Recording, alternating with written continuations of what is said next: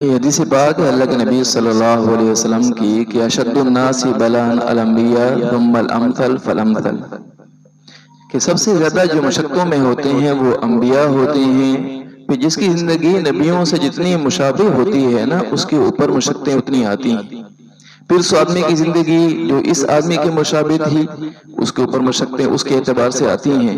آپ دیکھتے ہیں نا دنیا میں کہ جو نبیوں کی پیروی میں چلنے والے ہیں عمومی طور پر ان کے اوپر مشقتیں ہوتی ہیں، اور جو کفار ہیں ان کے اوپر راحت سہولتیں ہی سہولتیں۔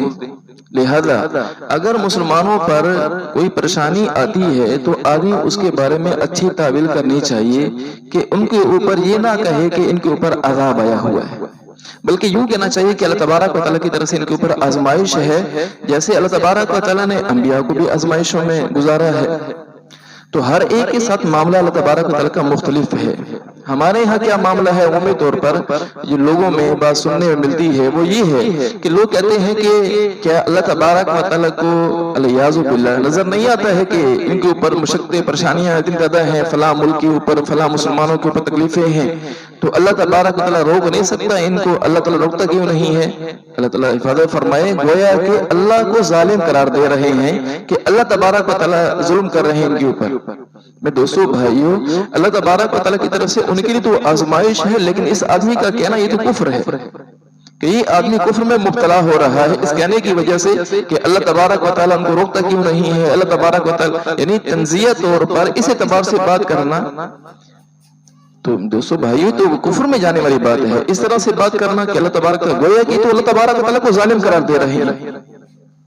تو بعض لوگ تو اس طرح سے بات کرتے ہیں اور بعض لوگ یہ کہنا شروع کر دیتے ہیں کہ اللہ تبارک و تعالیٰ تو بعض لوگوں کا نظریہ یہ ہے، وہ لوگ کہتے ہیں کہ اللہ تبارک و تعالیٰ نے برائی کو کیوں پیدا کیا، صرف اچھائی کو پیدا فرما دیتے۔ تو پھر میرے دوستو بھائیو یوں سمجھ لیں، میں ایک مثال سے سمجھاتا ہوں کہ کوئی استاد اگر شاگردوں سے کہتا ہے کہ یہاں خالی جگہ پر کرنی ہے اس سوال میں، آگے 3 جوابات دیے ہوتے ہیں، وہ ایک جواب بچہ اٹھا کر غلط جواب لگا دیتا ہے وہاں پر، تو کیا خیال ہے اس میں استاد کو قصوروار ٹھہرایا جائے گا کہ آپ نے غلط جواب کیوں لکھا تھا؟ بچے نے غلط اس لیے لکھا ہے کہ آپ نے غلط لکھا تھا۔ کیا خیال ہے استاد کو غلط قرار دیا جاتا ہے؟ بلکہ یہ کہا جاتا ہے کہ بچے نے ان 3 جوابوں میں سے ایک جواب خود غلط لگایا ہے، حالانکہ صحیح جواب بھی اس میں دیا ہوا تھا۔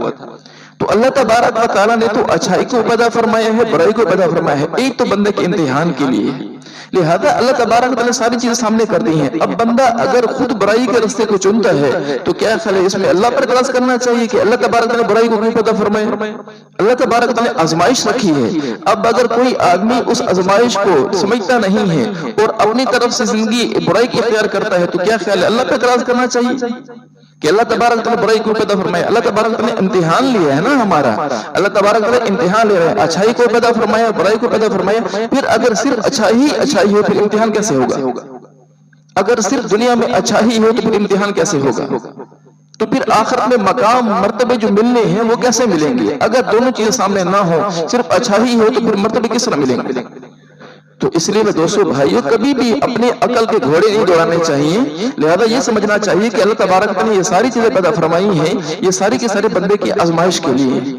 اللہ تبارک و تعالیٰ کے حکم کو سمجھنا چاہیے، اسی صحیح حکم پہ جو اللہ تبارک و تعالیٰ نے جس کے کرنے کا حکم دیا ہے اس پہ آدمی کاربند رہے، جس چیز سے روکا ہے اس سے روکے۔ یہ نہیں کہ آدمی کہے کہ برائی کو کیوں پیدا کر دیا ہے، ہم برائی کر رہے ہیں تو ہمارا کیا قصور ہے؟ قصور آپ کا ہی ہے، لہذا آپ نے جنت میں جانا ہے تو آپ کو صحیح رستہ چننا پڑے گا۔ اللہ تبارک و تعالیٰ سمجھ بھی عطا فرمائے اور صحیح راستے پر چلنے کی توفیق بھی عطا فرمائے۔